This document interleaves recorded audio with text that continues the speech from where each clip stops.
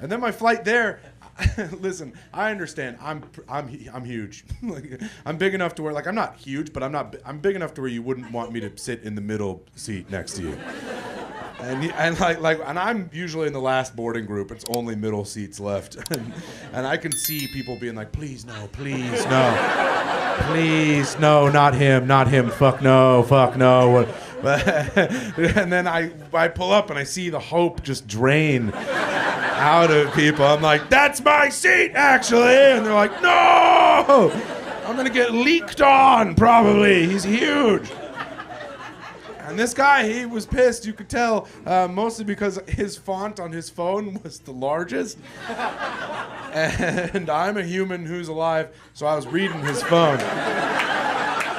You know, like that. Like, can we all admit we're doing that? If I can see it, I'm fucking reading it. Right? I am looking at your phone. I am judging you too. I'm like, oh, really? Interesting. That subreddit. Okay. In public.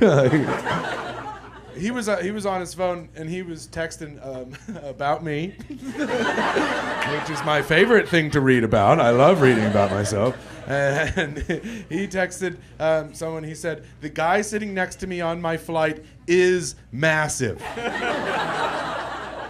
That had to be me. I was next to him and also massive. And and then the person who texted him back, I think it was his like girlfriend or maybe like an assistant who he bones. She texted back, "Oh, I'm so sorry, baby. First class was all sold out." Right, that's an assistant who he bones. That's not a wife text. My girlfriend would never buy me airfare in a million years. That's just not feminism. And then he texted her back, and he managed to be rude to two people at the same time with this text. He texted her back and just said, "Huge." Well, it was about me, obviously rude to me, but also don't be short to your assistant who you bone. She bought you airfare. Be more polite, all right? Be like, "It's okay, I understand, you're busy, you do a good job generally. By the way, the guy next to me is still huge." Like that would have been much more polite. And then I dropped my portable charger. I dropped my portable charger underneath his legs, and so I had to retrieve that. We had to interact, and I tried to make a little joke. I tried to be like, it bombed. It really, really did not go well. And then he texted his assistant, who he bones, and said, "He seems nice, maybe a little bit spesh."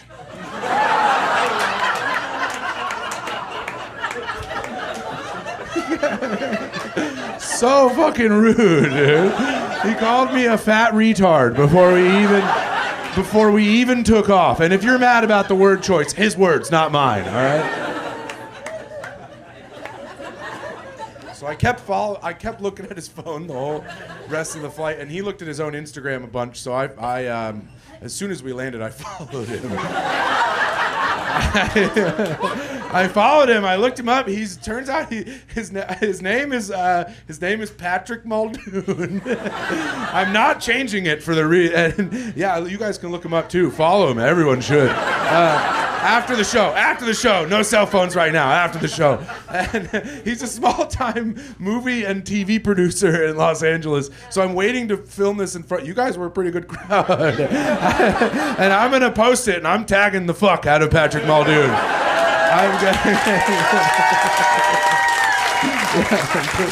I'm getting a fucking movie, all right? I love that. I also, it made me believe in God a little more.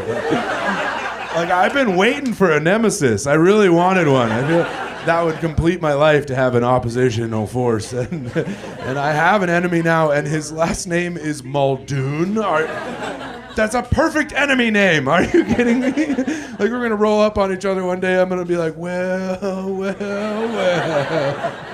Muldoon. And then he's going to be like, Higgins.